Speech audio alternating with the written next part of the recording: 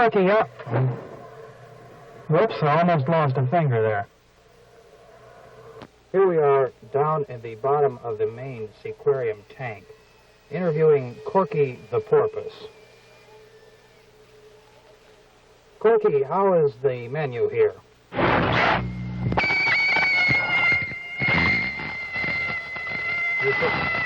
You say it's pretty good, but it's all fish. Well, how does it feel to be tanked all the time?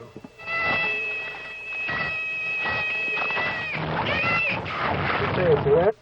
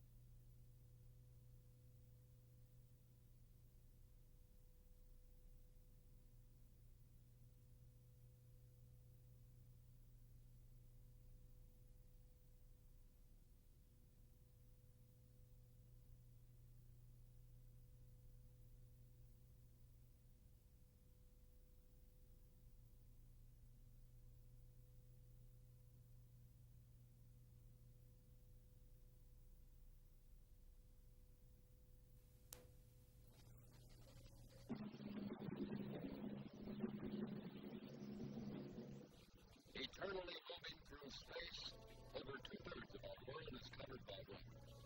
Continents are but islands in the vast expanse of a restless, endless sea. Somewhere in that expanse, along the eastern coast of North America, there was rumored to be a dolphin, totally different than all others. Fishermen along the Atlantic seaboard told of seeing an albino, bottle-nosed porpoise, a pure white porpoise, a small drake with a swim inside. In Florida, at the Miami Seaquarium, where thousands of creatures of the sea are exhibited, it was decided to go get the white porpoise. Somewhere in that expanse, along the eastern coast of North America, there was rumored to be a dolphin, totally different than all others. Fishermen along the Atlantic seaboard told of seeing an albino, bottle-nosed porpoise, a pure white porpoise, with a small drake with a swim inside. In Florida, at the Miami Seaquarium, where thousands of creatures of the sea are exhibited, it was decided to go get the white porpoise.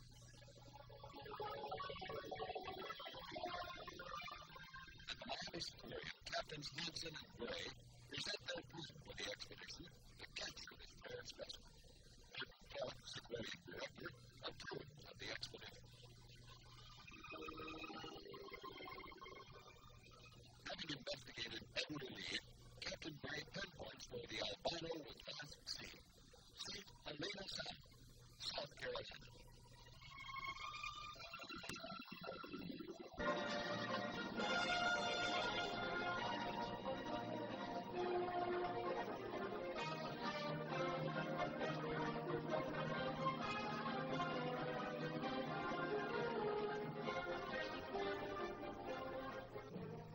Captain Gray sights a white fin.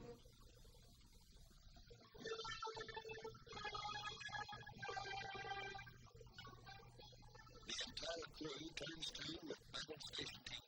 Simultaneously, the net comes out of the storm and the swell boats are launched to position. Throughout all this lightning-like action, every eye is focused on the spot where Captain Gray saw that white fin.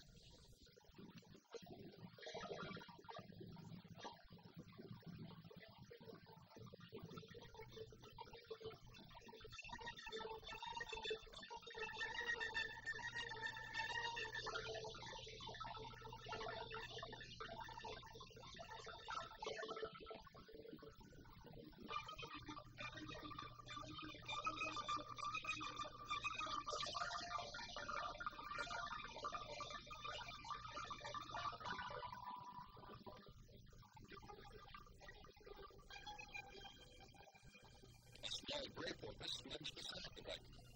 The owner is true. Her baby is with her. The men handle this rare creature with infinite care. In all the world, there's only one white bottlenose prince, and she's in their boat. Already named Carolina Snowball, she seems to sense that she has come home, but no harm will come to her home.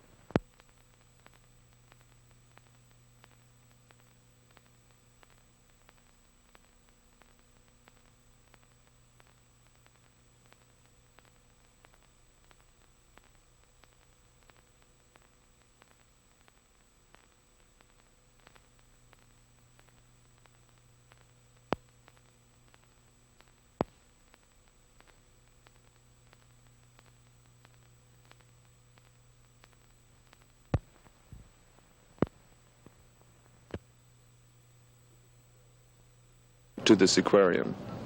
I would say that she was perhaps our prize exhibit. She was the only albino dolphin in any aquarium anywhere on Earth. And the odds of getting one again would probably be 1,000,000 to 1. How did she die, sir? Well, she died of natural causes, as nearly as we can tell. We're having an autopsy performed right now.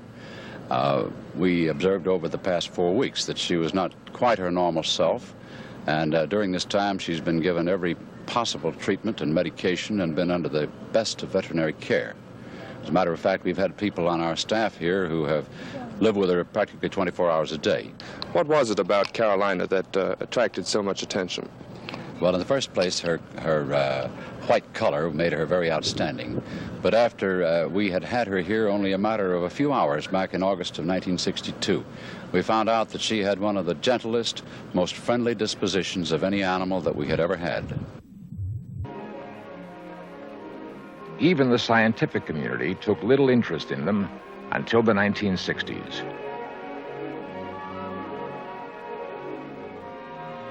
Anyone seeing a manatee for the first time might justifiably wonder what it is.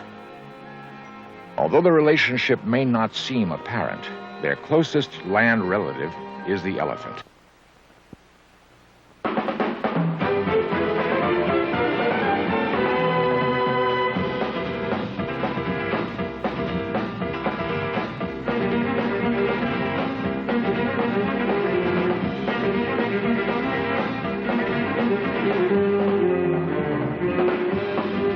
That's Flipper, star of movies and TV, who makes his home at Wameco's Miami Seaquarium with his dolphin buddies and our lovely aquamaids. Now, going by dolphin is the favorite way to travel at the home of Flipper. The girls have to hang on tight. There's lots of white water as they get a friendly tow right out there to the floating show dock. Now, the first thing our friendly dolphin would like, quite naturally, is a little greeting. And Flipper's friends Pedro and Pancho get cordial handshakes, while Flipper, our star, well, he gets a great big hug and a kiss.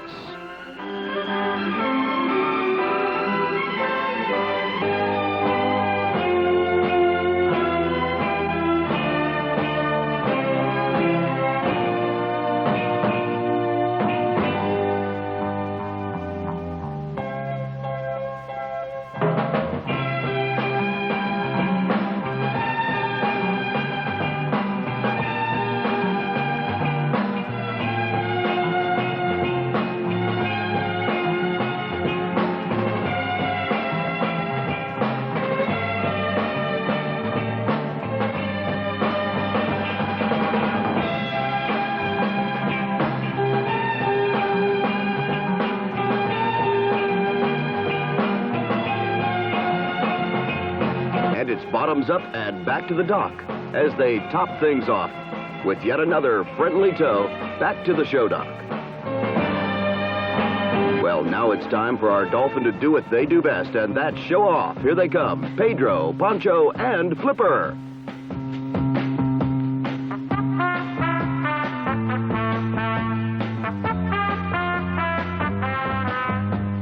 A beautiful triple spiral from our star. That's Flipper. According to ancient Roman mythology, sailors who were lost at sea were once saved by friendly dolphins who would give them a ride on their backs. Taking our cue from the ancient legend, we have created the Roman Ride.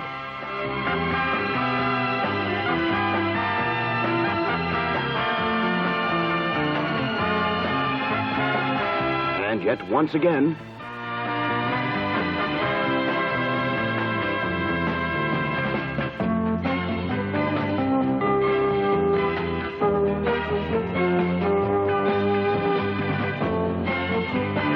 another magnificent Roman ride wraps up the show at the home of Flipper. And here's a little wave bye-bye from Wameco's Miami Seaquarium.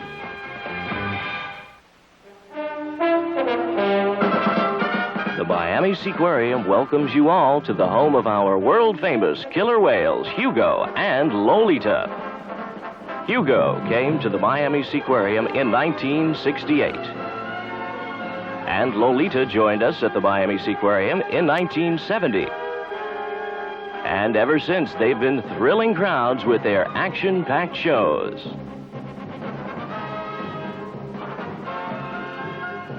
We begin with our fight of the century now, and our ringside announcer, Harry Herring, introducing our opponents in this fight, weighing 10,000 pounds, from Seattle, Washington, ladies and gentlemen, Hugo the Killer Whale.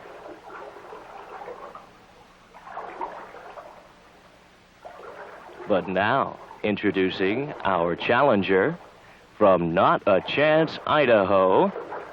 Ladies and gentlemen, here comes Scrap Iron McAtee. Scrap Iron coming out. He looks like he's in a good mood, but I don't really think he's met Hugo yet. But he's going to right now. And up into the stands he goes. I don't think he was really expecting something like that. But Hugo doesn't put up with that kind of behavior. No way. He's getting upset with Scrap Iron for leaving the ring, and he wants him to get in there and start this fight. And now Scrap Iron is over at the bridge, making sure that he's got his trunks on. To reveal now his physique, well, we'll call it what you want.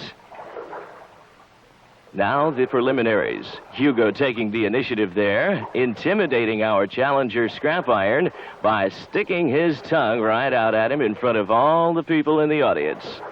Now that's no way for a champion to act, Hugo. Come on now, behave, and let's continue on with the preliminaries. It's time to shake hands, but look at the size difference between Hugo's great big hand and Scrap Iron's measly little mitt. Careful now, don't bruise your knees, Scrap Iron. Okay, preliminaries are out of the way, folks, so it's time to begin the fight of the century with round one action starting right now. Hugo moving off to the right, and Scrap Iron, that's an odd move, getting into the water in that little boat to fight with Hugo. I don't know if that's such a good idea, entering the water with him. You never can tell where our champion's going to turn up next. And look at this. He's definitely here to mix it up with Scrap Iron today. Well, you've got to give Scrap Iron points for being courageous, because he's out there in the boat now. And Hugo is approaching the boat, getting closer by the moment. And it looks like, whoops, the boat's going over into the water. And so is Scrap Iron. But Hugo, not one to take advantage of a challenger in the water there like that. As you can see, he's a gallant champion, as he brings Scrap Iron right back into the ring, where it looks like Scrap Iron may be okay. But wait a minute. Look at this. He's down, and it looks to me like he may be down and out. Into the mandatory 10 count we go. 1, 2, 3. But from the back of the ring, look at that. Surprise from Lolita. Spitting water all over Scrap Iron. She's revived him at this point. And now round two action begins with Scrap Iron shuffling around, egging the champion on. Hugo coming up, taking a good hard right to the jaw and countering with a head to the mouth. 46 cone-shaped teeth around Scrap Iron's head. Is he okay? Well, we'll see. He's all right, but he's determined. He wants to end this fight right now, so he's winding up, but to no avail as he goes over the back wall, and it looks like the end of the fight at this point, with Hugo being the champion. But another strange turn of events takes place right now as Lolita saves the day once again with a ride around the ring for Scrap Iron right there. And at this point, we'll call it a tie. Look at this, a beautiful set of swan dives. And now into a back dive from both killer whales. Hugo at 10,000 pounds is 23 feet long.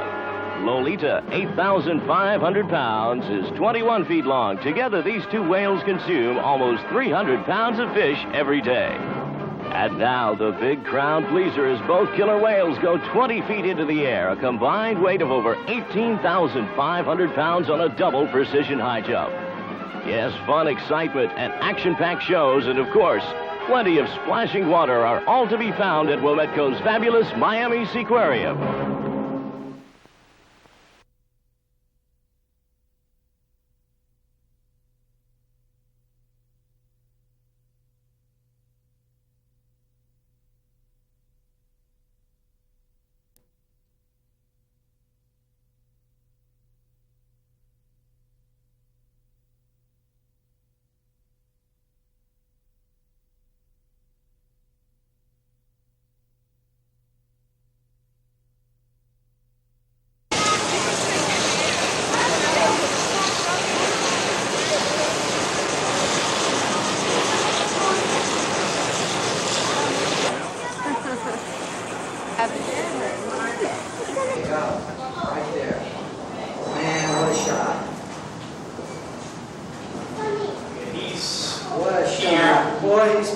She's posing for you now.